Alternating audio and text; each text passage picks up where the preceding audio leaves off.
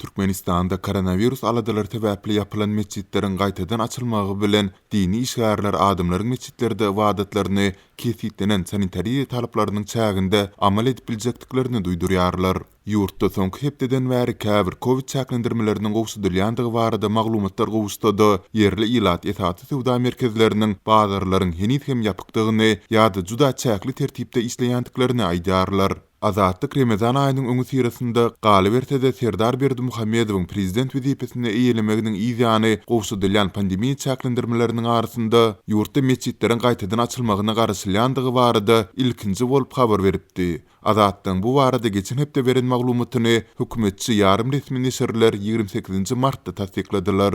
Olaryň maglumatyna görä 29 martdan başlap adamlara arasaçylyk epidemiologik şertlerini berk-ber jaýdan halatynda meçhitlerde köpçülik bolup namazy durmagy mümkinçilik beriljektigi aýdyldy, emma talap edilen şertleriň jekmejikleri barada maglumat berilmedi. Azatlyň Lewapdaky habarçysy sebitiň inçime meçhidine aýlanyp görüp Remezan aýynyň öňü sirasynda görülen taýýarlyklar barada maglumat toplady. Türkmenabadyň meçhitleriniň imamlary adamlaryň adatdaky syýaly juma we tarawa namazlaryna gelip biljekdiklerini, emma şol bir wagtda hökmany maska talabyny hem berjaý etmeli boljakdyklaryny aýdýarlar. Meçhitlere ýangyn howpsuzlygy ýaly gulluklar hem aýlanyp barlygy geçirýärler we säher kemçilik tapsalar desine düzedilmegini talap edýärler. Dip Türkmenabatly ýaşaýjylaryň biri 31 martda habarçymyza gurrun berdi. Ýa-da Türkmen häkimetleri geçen ýyl hem meçhitleriň gaýtadan açylýandygyny eglan edipdiler. Emma geçen döwrüň dowamynda ýurdun durly tebitlerinde adamlaryň köpçülikleýin meçhitlerden howulýan halatlary hem bolupdy. Türkmenistanda meçhitleriň gaýtadan açylmagy ýurtda 2 aprelde başlaýan Remezan aýyna gabat gelýär. Şu ýyl dünýäniň musulman ýurtlarynyň aglabasynda Remezan aýy 1 aprelde başlanýan bolsa, Türkmenistanyň müftüsi bu senäni bir gün soň diýip kesitledi. Bu aýyň dowamynda dini kadalary berjaý edýän musulmanlar günüň dogmagyndan tä onuň ýaşmagyny çelini iýmekden, içmekden, çilim çekmekden we jynsa gatnaşyklardan saklanýarlar. Bu aýda agyzy beklenýär, doga dile edilýär we haýyr sahabat berilýär. Sol bir wagtda Remezanda adatça adamlar agzy açar, meçhitlerdäki namaz üçin köpçülik bolup jemlenýärler. Azatlyň habarçylary bilen söhbetdeş bolan adamlar musulmanlar üçin mukaddes hasaplanýan bu aýyň öňü sirasynda onsuz hem dowamly gymmatlaýan azy karitlarynyň bahalarynyň hasam ýokurlanmagy bilen birlikde sowda nokatlarynyň bazarlaryň ýapyk saklanmagynyň hem agzaçar bermek ýaly dini däplerini päsgilçilik döredýändiklerini aýdarlar. Türkmenabatda meçhitler açylsa da köp ugurly bazarlar we guruluşyk bazarlary ýapyk bolmagyna galýar. Geçen hepde käbir sowdagarlar bazarlara haritlaryny getirip başladylar. İlk olara hiç saat diýilmedi. Emma 30 aprelde polisiýa aýlanyp sowdagarlary dargatdy. Bazarlaryň haçan açyljakdygy barada hiç saat aýtmadylar. Diýip adlandyrylmasazygyny soran yerli telekiçileriň biri habarçymyza aýtdy. Sol bir wagtda Azatlyň beýlik sebitlerdäki habarçylary ýurdun käbir kunçuklarynda bazarlaryň açylandygyny ýa-da gytga wagtyň içinde açylmagyna garaşylýandygyny aýdarlar. Aşgabatdaky habarçymyz käbir sowdagarlara talgylanyp 1 aprelde paýtagtyň bir kararlyk sowda merkeziniň we ilada arasynda Lomoy diýilip tanalýan garaşsyzlygyň 15 ýyllyk bazarynyň açylmagyna garaşylýandygyny aýtdy. Bu maglumaty Aşgabatyň häkimliginden tasdiklatmak başartmady.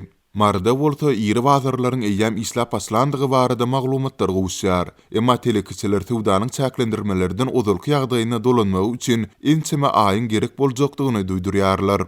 Häkimetleriň bir taraplaýyn görnüşde bazarlary ýapmagy köp telekiçini batyrdy. Şu sebäpden janyny kasd edenler hem boldy.